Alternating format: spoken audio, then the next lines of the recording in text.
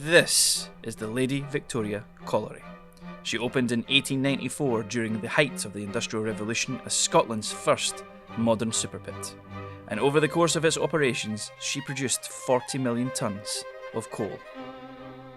She is 530 metres deep, making it the most modern and deepest pit in all of Scotland.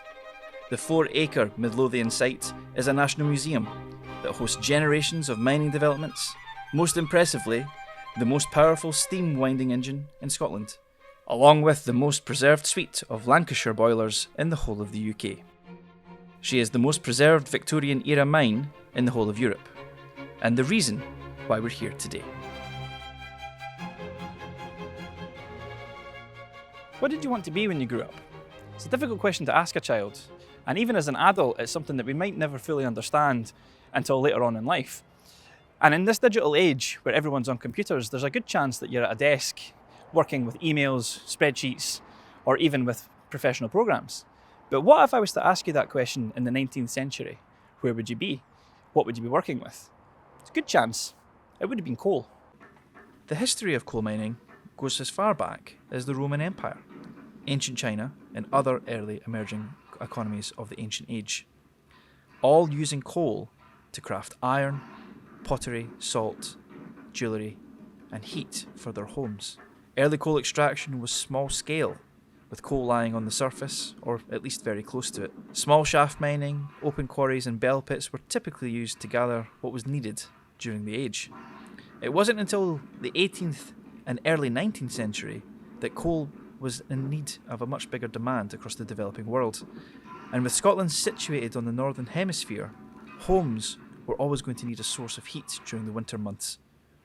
Peat and wood were not always accessible locally, and with coal burning both longer and hotter, there was always going to be a need in the marketplace for coal within Scotland. It wasn't just for domestic use either. Many of the early industries required heat to produce their goods. Most of them were built in the concentrated areas where coal were found in larger quantities. Some of the early coal-using industries were sugar boiling, soap making, salt panning, and iron manufacture. And they weren't all isolated from one another. No, many of these industries were dependent on each other. For example, brewing and distilling required the pottery and glass. Lime was also needed in vast quantities to produce mortar, plaster and lime wash for the developing towns and cities, as populations from the countryside flocked for these new expanding industries.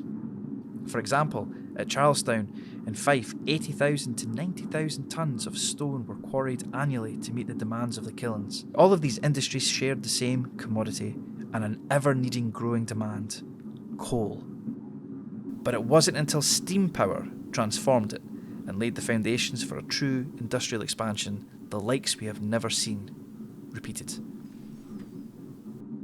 This is the Lady Victoria steam winding engine. Originally opened in 1894 at the time of the colliery, was the most powerful steam winding engine in Scotland in its heyday. But what if I told you that steam engines had been around since 1712, originally invented by the English craftsman Thomas Newcomen? Newcomen's design revolutionised coal mining in its day, where mines could now have water extracted from the lower depths and coal companies could go deeper.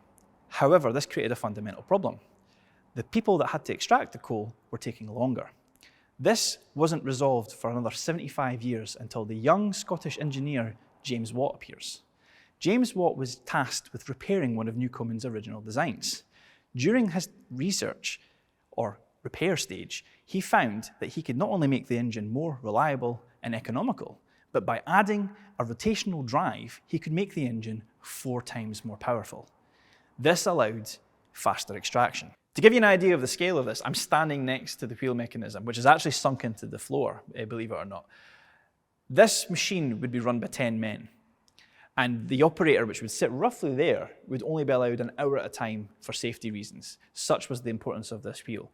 The cages behind us would carry up to 60 men, and it was a two-way system, which means that any one time down the shaft, there'd be 120 men that was responsible from that seating position alone. Watt's ingenious was also matched by his business acumen and entrepreneurial skills. He patented not just his design, but that of Newcomen's. By patenting both, he was able to basically lock out the market, No one was allowed to do research or development on Newcomen's design, and his design was protected, meaning he was now a very wealthy man. Mines that saved money from using his machine had to give a third of their profits back to him. James Watt's marketing technique to sell his engines was to compare it to that of horses that were used in the mines, which is why we still use today on all engines the term horsepower. And though Watt did not invent the steam engine, his contributions were so significant to the industrial age that the electrical unit Watt is named after him as a mark of respect for whose legacy of innovation changed the course of history. When many of us think of the Industrial Revolution, we think of steam trains, steel ships, and the winding engine that we've just shown you. Watt's rotational drive had changed the landscape and made industrialization on a scale that we've never seen before. Britain was no longer dependent on the wind power to defend her growing empire. The Atlantic crossing was reduced to a reliable 4 days opposed to 3 to 6 weeks. Steel and iron now carved the landscape with locomotives hauling millions of tons of goods a year. Large forests were ripped from the earth for the timber needed to build and expose the raw resources with little or no regard to the future implications. Towns and cities were now covered in soot, grime, and plumes of smoke that reeked from stacks of chimneys that now littered rooftops and factories. Steel towered over us with the construction of massive machines, infrastructure, and buildings. The world had gotten dramatically smaller, more accessible, and it's impossible to really grasp the importance of how the people and countries or the governments of the time understood it, given how connected we are today. Sadly, the innovations and advancements above ground were not matched at the same speed below. Imagine we're currently 1,500 feet below the surface. Main coal roads like these would extend from the shaft. You've just descended and you still have 30 to 40 minutes to walk 3 or 4 miles to the coalface. Roads like these would expand in all directions with sub-roads leading to your area of work. The conditions would be like another planet. The atmosphere would be unbreathable, 30-degree heat, dusty, recycled air. The earth above you would be shifting under the weight of Mother Nature trying to reclaim the gaps that had been made by men. And every disturbance from explosions to pickaxes to the horses and people moving down here would be a constant fear. You also shared this space with mice, rodents and insects, so disease was rife. Your food could be tampered with, and there was no toilets down here. This was purgatory. You were down here for your full shift until you got out, and all you had to navigate these tunnels was your torch. And if you lost your torch or something happened to you, you wouldn't get out until somebody found you. So if you could imagine being in a tunnel like this that goes for miles and miles with hardly any headroom. I mean, this must be what, 2 to 3 feet in height? I'm not claustrophobic, but I think I'd be claustrophobic in something like this if I did it every day. The heat, 30 degrees. You'd be cold with the water beneath you, freezing in some cases. You'd be sweating. The conditions would have been unbearable. And children used to do this. I need to get out. I'm going to get out now. I need to get out. The women and children pushed, pulled, or carried loads along them. Boys and girls wore harnesses over their shoulders to drag them along, and in some cramped conditions, they had to crawl on all fours like animals. It wasn't until the legislation of the Mines Act in 1842 where a royal commission presented a report that the conditions that families were working in. The House of Parliament was so shocked that they quickly banned all women and girls from working underground. Boys were only half let off if they were under the age of 10 years old. Mining inspectors were enforced on owners to ensure that new laws were being obeyed. Principal roadways, like the one I'm standing in, were then enlarged and rails laid so that the ponies and horses could haul box carts to the shaft bottom. A mine like the Lady Victoria had approximately 70 ponies living underground from that point onwards. But not everyone was happy. The men had felt their safety concerns had been ignored, and if anything, they now had to work harder to make up for the money lost for their families. Women protested for being forced out of work, with 1,000 Scottish women signing a petition asking them to work as before. Many feared being pushed into further poverty, and it was largely ignored and seen as a deliberate attempt to flout the will of Parliament. It did, however, push the desire for unionisation for better pay and working conditions, which saw the first national strike in 1912. However, that was just below ground. Above ground, it was a different story entirely. The mining industry needed bigger and better equipment to help it meet the growing demand for coal. Many companies were establishing their own supply trucks, timber, rail, explosives, ropes, and other necessities. Logistics was a minefield. Railways, docks, harbours were all developed to move coal where it was needed. Scottish coal output rose from 3 million tonnes in 1830 to over 42 million tonnes in 1913 at its peak, which worked around at 14% of the total United Kingdom's coal production. People got used to the dirt and the noise of the industry as the country was given over to rapid and unchallenging development.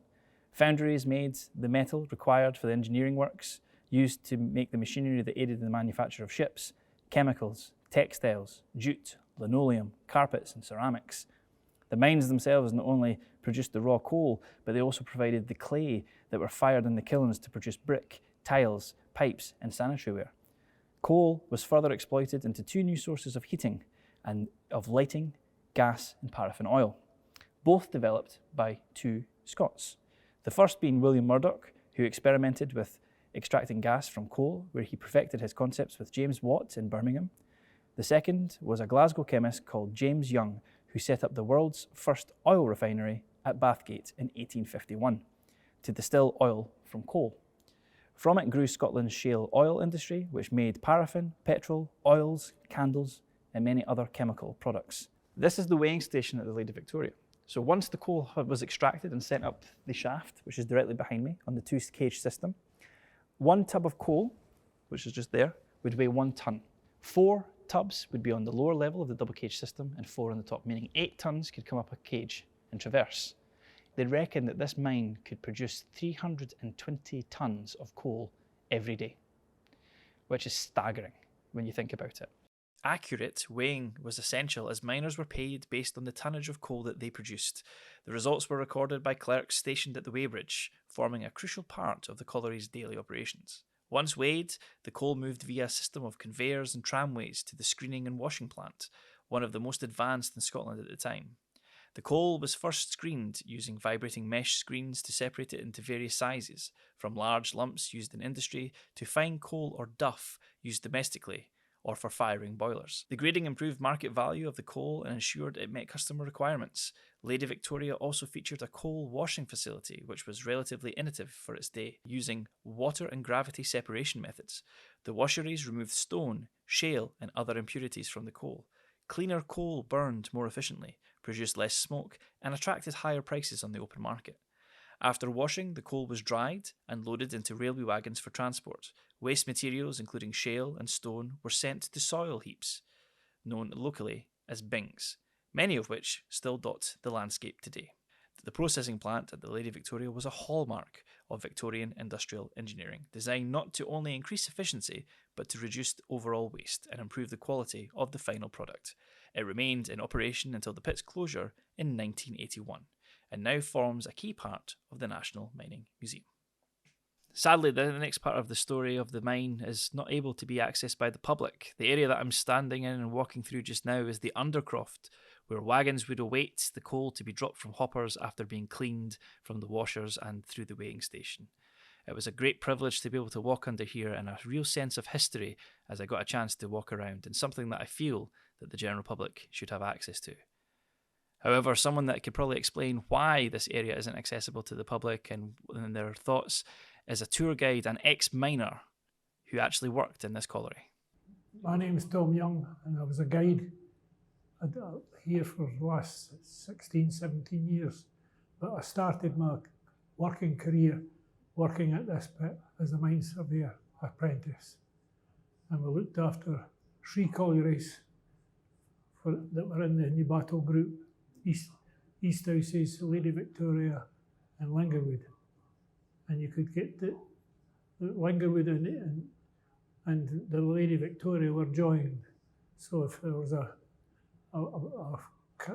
crash or something that came down and ruined something, they could walk up the pit and go up Lingerwood shaft.